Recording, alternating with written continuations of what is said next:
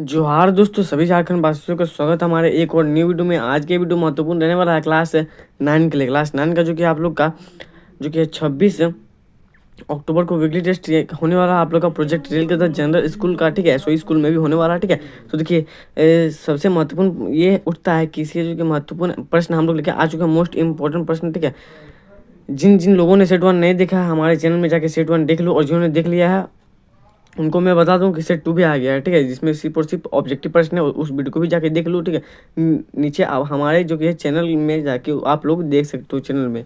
और इस वीडियो में सिर्फ हम लोग सब्जेक्टिव जो कि है प्रश्न की बात करेंगे। इसमें सिर्फ और सिर्फ सब्जेक्टिव प्रश्न रहेंगे जो आप लोग के वीकली टेस्ट से संबंधित रहने वाले हैं। ठीक है, क्लास 9 के एसएसटी के रहने वाले हैं। इसके बाद जो कि मैं संस्कृत का भी वीडियो अपलोड कर दूंगा, तो आप लोग संस्कृत का भी वीडियो देख के ही जाना। देखिए चलिए वीडियो को शुरू करते हैं। वीडियो को शुरू करने से पहले हमारे यूट्यूब चैनल में जो नए हो जल्दी से वीडियो को लाइक करो, चैनल को सब्सक्राइब करो और इस वीडियो को शेयर करो अपने और दोस्तों तक, ताकि उनको भी इस वीडियो से ऐसे लाभ प्राप्त हो सके। अब आप लोग का बोर्ड एग्जाम आ रहा है, तो बोर्ड एग्जाम की भी तैयारी जो कि आप लोग फटाफट से शुरू कर दो। चलिए फटाफट हम लोग प्रश्न को देखते हैं। देखिए सब्जेक्टिव प्रश्न रहने वाले हैं, तो सभी के सभी प्रश्न को हम लोग अच्छी तरह से देख लेंगे। देखिए पहला प्रश्न यहाँ पे क्या पूछा है कि देखिए सबसे अच्छे जंगलों को क्या कहा जाता है। तो देखिए इसका उत्तर यहाँ पे दिया हुआ है। ठीक है, आरक्षित। ठीक है, आरक्षित वन। सबसे अच्छे जंगलों को क्या कहा जाता है, आरक्षित वन। उसके बाद प्रश्न संख्या 2 को चलते हैं। देखिए प्रश्न संख्या 2 में हम लोग का है निर्वाचन क्षेत्र या सीट किसे कहते हैं। ठीक है, निर्वाचन क्षेत्र या सीट किसे कहते हैं।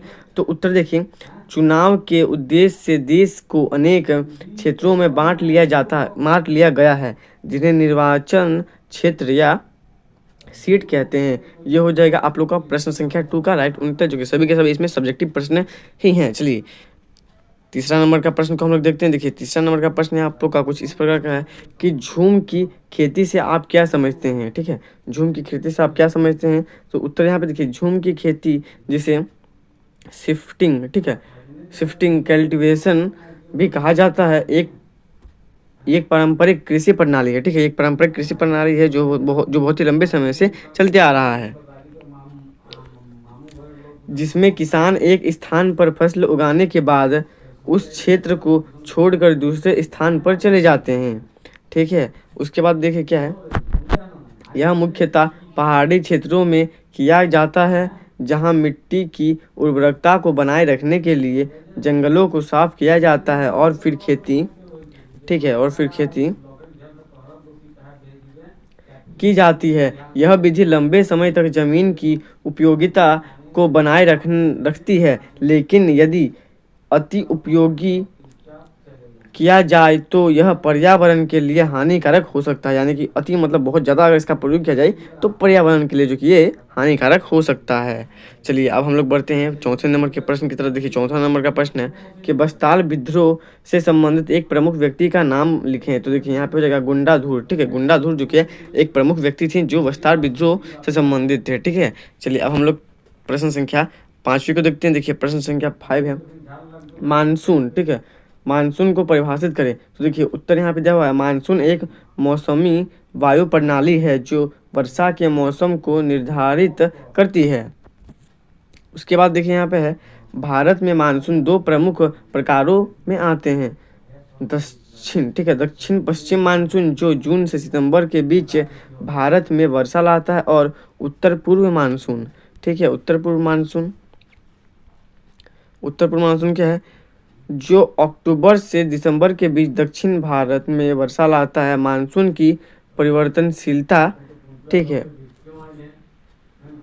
परिवर्तनशीलता कृषि, जल संसाधनों, ठीक है, और जीवन शैली पर गहरा प्रभाव डालती है। ठीक है, मान के चलिए अगर वर्षा 1 महीना या 2 महीना लेट हो गया तो बहुत सारे कृषि जल, बहुत ऐसी जगह है जहाँ पे जल की कमी रहती है, तो वहाँ पे जल के लिए जो कि है लोग मरते हैं, भूखे मरते हैं। और कृषि को आप लोग समझ सकते हो कि एक दिन अगर वर्षा नहीं होता है, ठीक है, बरसात के मौसम में, तो कृषि प्रणाली जो कि है बहुत ही जो कि है हानिकारक हो जाती है। उसमें जो कि है जो चीज़ खाने योग्य है वो चीज़ जो कि है खाने से जहर बन जाती है अगर वर्षा नहीं हुई तो बहुत ही जो कि गहरा प्रभाव डालती है। चलिए नेक्स्ट प्रश्न को हम लोग देखते हैं, प्रश्न संख्या 6। देखिए यहाँ पे प्रश्न संख्या 6 में आप लोग का है कि लोकतंत्र बचाओ का नारा किसने दिया था। ठीक है, लोकतंत्र बचाओ का नारा किस पार्टी ने दिया था या किसने दिया था। तो देखिए उत्तर हो जाएगा जनता पार्टी ने दिया था। लोकतंत्र बचाओ का नारा दिया था जनता पार्टी ने। चलिए अब प्रश्न संख्या 7 को देखते हैं। देखिए प्रश्न संख्या 7 में आप लोग का प्रश्न यहाँ पे है कि भारत में आरक्षित निर्वाचन क्षेत्र की अवधारणा क्या है। तो उस अवधारणा को यहाँ पे हमें देखिए इस रूप में दर्शाया गया उत्तर। भारत में आरक्षित निर्वाचन क्षेत्र उन निर्वाचन क्षेत्रों को संदर्भित करते हैं जो अनुसूचित जातियां और अनुसूचित जनजातियों के लिए सुरक्षित होती है। उसके बाद यह व्यवस्था भारतीय संविधान के अनुच्छेद 330 और 332 के अंतर्गत ठीक है अंतर्गत आता है ताकि इन समुदायों का राजनीतिक प्रतिनिधित्व सुनिश्चित किया जा सके। इसका उद्देश्य सामाजिक न्याय को बढ़ावा देना और इन समूहों की भागीदारी को बढ़ावा देना है। तो यही आप लोग का हो जाएगा, जो कि एक कह सकते हैं कि भारत में आरक्षित ठीक है भारत में आरक्षित निर्वाचन क्षेत्र की निर्वाचित अवधारणा यही है। चलिए अब हम लोग बढ़ते हैं 8 नंबर के प्रश्न की तरफ। देखिए 8 नंबर का प्रश्न कुछ इस प्रकार का है कि औपनिवेशिक काल में खेती के तेजी से फैलने के क्या कारण थे। ठीक है औपनिवेशिक काल में जो कि खेती बहुत ही तेजी से फैली, तो उसके कारणों को जो किया है नीचे लिखिए। तो देखिए इसका कुछ इस प्रकार का उत्तर यहाँ पे दिया गया है। देखिए ये जो कि पॉइंट में लिखा गया है, तो उत्तर आपको कैसे लिखना है। पॉइंट नंबर 1 या क लिख सकते हैं। अंग्रेजों ने व्यवसायों फसलों, उसके बाद यहाँ पे है कि के उत्पादन को प्रोत्साहित किया यानी कि बढ़ावा दिया। ठीक है जैसे कि मान के चलिए आप एक व्यवसाय में एक खेती कर रहे हो, ठीक है तो आपको बोला जाएगा अब 2 में करो, मैं जो कि पैसा देता हूँ, मतलब मैं आपको बढ़ावा दूंगा। ठीक है तो वो किया। उसके बाद ख नंबर यानी कि दूसरा नंबर का पॉइंट है बढ़ती शहरी आबादी का पेट भरने के लिए। ठीक है देखिए शहरी आबादी जो देखिए गांव से लोग शहर के लिए आने लगे। ठीक है 19वीं सदी में गांव से लोग शहर की तरफ ज़्यादा बढ़ने लगे। ठीक है तो आबादी भी शहर की बढ़ती गई और पूरी दुनिया की भी आबादी बढ़ती गई। तो ऐसे में जो कि पेट भरने के लिए तो खेती करना एक अच्छा है। जैसे कि आप लोग जानते हो कि भारत में जो कि 75% लोग कृषि करते हैं, कृषि पर आश्रित हैं पेट भरने के लिए। तो समझ सकते हो आप लोग कि कृषि कितनी महत्वपूर्ण भूमिका निभाता है किसी भी देश के लिए। उसके बाद देखिए यानी कि ऑप्शन नंबर माफ कीजिए आपका पॉइंट नंबर 3 हो जाएगा कि औद्योगिक उत्पादन के लिए कच्चे माल की जरूरत। देखिए औद्योगिक आप सभी को पता ही होगा कि आपके हाथ में मोबाइल है या फिर कोई भी ऐसा चीज़ है। ठीक है तो इन सभी चीज़ के लिए जो कि किसी ना किसी प्रकार का जो कि कच्चा माल का ही आवश्यकता होती है। कच्चे माल से जो कि है सब चीज़ का निर्माण होता है। तो उस हिसाब से कृषि ने भी एक बहुत ही महत्वपूर्ण भूमिका निभाई थी। तो ये हो जाएगा आप लोग का तीसरा नंबर का बिंदु। अब चलते हैं 9वें नंबर के प्रश्न की तरफ। देखिए 9वें नंबर का प्रश्न आप लोग का कुछ इस प्रकार का है। भारत के किस भाग में दैनिक ठीक है तापांतर अधिक होती है। ठीक है भारत के किस भाग में दैनिक तापांतर अधिक होती है। तो देखिए यहाँ पे देखिए उत्तर यहाँ पे दिया गया है कि भारत के थार रेगिस्तान और उत्तर पश्चिम क्षेत्रों में दैनिक तापांतर यानी कि तापमान अधिक होते हैं। यहाँ दिन के समय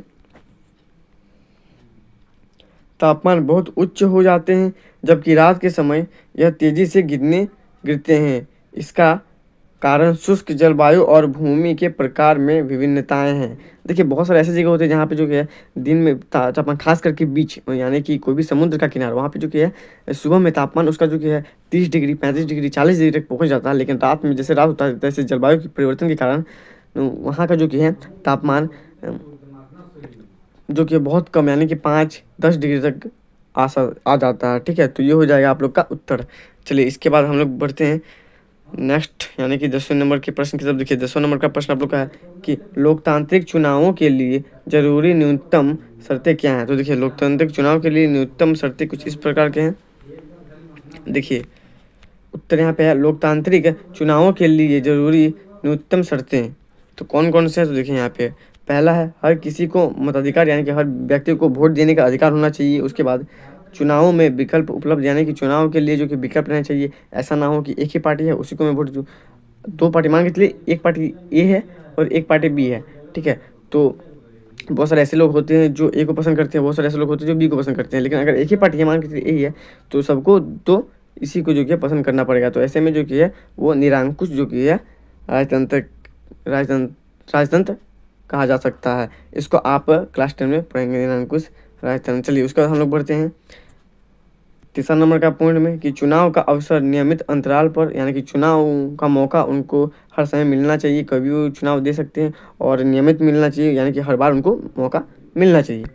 उसके बाद चौथा नंबर में देखिए वास्तविक चुनाव, यानी कि सही ढंग से एक संवैधानिक देश में जिस प्रकार का चुनाव होता है उस प्रकार का ही चुनाव होना चाहिए, जो कि एक वास्तविक चुनाव के रूप में उस चीज़ को दर्शाएगा।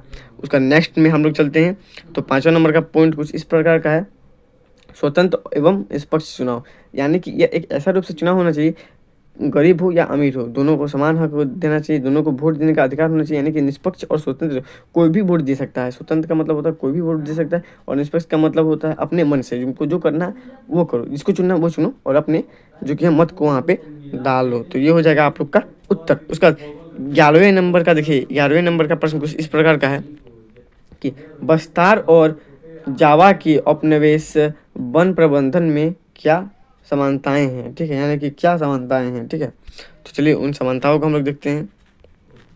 देखिए उत्तर यहाँ पे कुछ इस प्रकार का दिया गया है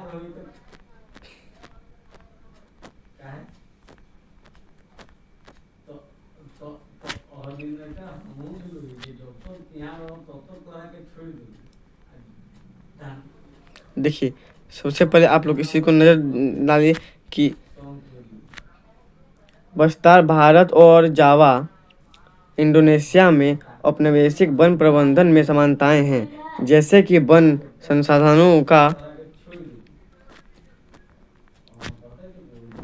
शोषण, स्थानीय समुदायों के जो कि है अधिकारों की, ठीक है, स्थानीय समुदायों की अधिकारों की जो कि है अनदेखी और वनों का औद्योगिक उपयोग दोनों क्षेत्रों में औपनिवेशिक शासन के तहत वन संसाधनों को नियमित नियंत्रण और नियमित करने और व्यापारिक लाभ की, ठीक है। उसके बाद देखिए यहाँ पे लाभ के लिए उनका दोहन किया गया है, ठीक है। तो ये हो जाएगा दोनों में समानता है, दोनों जो कि है जावा और बस्तार दोनों जो कि है इंडोनेशिया तथा भारत दोनों देशों में यह समानताएं वन प्रबंधन को लेकर है। इसके बाद हम लोग नेक्स्ट प्रश्न की तरफ चलते हैं। यहाँ पे हम लोग का नेक्स्ट प्रबंधन कुछ इस प्रकार का, नेक्स्ट क्वेश्चन कुछ इस प्रकार का कि वन अधिनियम से गांव वालों की मुश्किलें कैसे बढ़ गई, ठीक है, वन प्रबंधन से गांव वालों की मुश्किलें कैसे बढ़ गई। तो देखिए उसका उत्तर कुछ इस प्रकार का है कि रोज़मर्रा की गतिविधियाँ गैर कानूनी बन गई। जैसे रोज़मर्रा यानी कि देखिए गाँव वालों जो कि है वो चाहते थे कि खेती करने के लिए, माफ़ कीजिए, वो जंगल जाए लकड़ियाँ काटते, ठीक है, जंगली जो कि है बहुत सारे ऐसे पौधे होते हैं जिनका दवा दवा बनता है, ठीक है, उन सभी से जो कि उनका घर चलता था, ठीक है, वो उनका रोजमर्रा का गति था, ठीक है, जंगल में वो अधिकतर कार्य करते थे। लेकिन जब कानून लाया गया तब बहुत सारे जो कि है जंगल के क्षेत्रों को आरक्षित रक्षित वन प्रबंधन के द्वारा जो कि है किया गया। तो ऐसे में जो कि उनको जो कि अंदर जाने नहीं दिया जाता था, वो गैरकानूनी बन गया। उसके बाद लकड़ी चुराने के अलावा कोई चारा नहीं बचा। जैसे कि देखिए लकड़ी से ही जो कि है गांव वालों का जो कि है पहले के ज़माने में जो कि गेस्ट होता नहीं था, तो वे लोग जो कि है चूल्हे लकड़ी जला के ही खाना बनाते थे। तो उनके लिए जो कि लकड़ी चुराना ही जो कि है एक लास्ट जो कि है उम्मीद बची, क्योंकि लकड़ी नहीं चुराएंगे तो खाएंगे क्या, ठीक है, क्योंकि वो पकाएंगे खाना को तब ना खाएंगे, ऐसे तो खा नहीं सकते हैं। उसके देखिए पकड़े जाने पर रक्षकों की दई और घूस थी, ठीक है, पकड़े जाने पे आप सभी को जो कि है बहुत ही जो कि है दंडनीय जो कि है अपराध मिलता था। तो ये भी एक जो कि बहुत ही बड़ा जो कि है एक बहुत ही बड़ा जो कि है ये हो गया, क्या बोलते हैं उसको, अब मुश्किल हो गई। उसके बाद देखिए चौथा नंबर में कुछ इस प्रकार का है कि लकड़ी एकत्रित करने वाले विशेष तौर पर परेशान हो गए, क्योंकि उनको लकड़ी से कोई लाभ ही नहीं अब मिलने लगा। अब लकड़ी बहुत आदमी जो लकड़ी को बेच कर अपनी पूंजी जमा पूंजी जो कि चलाते थे, तो उनको लकड़ी मिलने लगे, तो अब वो क्या करते हैं। तो बस यही से जो कि है 4 महत्वपूर्ण जो कि पॉइंट आप लोग लिख दीजिएगा। उसका देखिए 13 नंबर का प्रश्न कुछ इस प्रकार का है कि शीत ऋतु की अवस्था एवं उसकी विशेषताएं बताई हैं। तो देखिए उत्तर कुछ इस प्रकार का है कि शीत ऋतु दिसंबर से फरवरी तक ठंडा जलवायु, ठीक है, ठंड जलवायु स्थिति होती है। इसके प्रमुख विशेषताएं कुछ इस प्रकार के हैं। तो चलिए देखते हैं कौन कौन प्रकार के हैं। देखिए पहला आप लोग का हो गया, पहला आप लोग का हो जाएगा तापमान, ठीक है, तापमान हो जाएगा। देखिए किस प्रकार का हो जाएगा, तापमान में कमी सामान्यतः 10 10 से 15 डिग्री सेल्सियस के बीच होता है। उसके बाद आर्द्रता में कमी, सूखी जलवायु होती है। उसके बाद दिन छोटे और रातें लंबी होती हैं, ठीक है, दिन छोटे करने लगते हैं और रात लंबी करते हैं। कुछ क्षेत्रों में बर्फबारी भी होती है, विशेषकर उत्तरी भारत में। उदाहरण के लिए लद्दाख, जम्मू कश्मीर, हिमाचल प्रदेश ले सकते हैं। तो ये जो कि आप लोग का 13 नंबर का उत्तर हो जाएगा, ठीक है। चलिए अब हम लोग जो कि है ये हो गया। उसके बाद हम लोग जो कि है एक और बचा हुआ है, इसको भी हम लोग देख लेते हैं। कृषि में यह फसल कटाई का समय होता है, ठीक है। कृषि में यह फसल कटाई का जो कि अच्छा समय होता है, क्योंकि जो कि है ठंडा का शुष्क आर्द्र हो जाता है नमी, और जो कि है सुबह धूप भी अच्छी खासी रहती है। तो ये हो जाएगा आप लोग का 13 नंबर का उत्तर। चलिए अब हम लोग देखते हैं 14 नंबर में। देखिए 14 नंबर का जो कि हम लोग का है, इसको आप हम लोग देख लेते हैं। बगान किसे कहा जाता है, ठीक है। तो देखिए इसका उत्तर है सीधी पंक्ति में एक ही किस्म के पौधे लगाने को बगान कहा जाता है। तो ये हो जाएगा आप लोग का 14 नंबर का उत्तर, ठीक है। देखिए 14 के जो सही जो कि है महत्वपूर्ण प्रश्न थे, इसमें से जो कि ये प्रश्न को आप लोग याद कर लीजिएगा, सभी प्रश्न याद कर लीजिएगा। बाकी ये सब जो कि है बहुत ही महत्वपूर्ण प्रश्न, ये सब प्रश्न को आप लोग देख लीजिएगा। बाकी आई होप आप सभी को वीडियो अच्छा लगा होगा। ऐसे और महत्वपूर्ण वीडियो के लिए जो कि हमारे यूट्यूब चैनल को सब्सक्राइब करना ना भूलें। मिलते हैं नेक्स्ट वीडियो में, तब तक के लिए जय हिंद। ऑब्जेक्टिव वीडियो मैंने पहले अपलोड कर ली है चैनल में, जाके आप लोग जो कि है देख सकते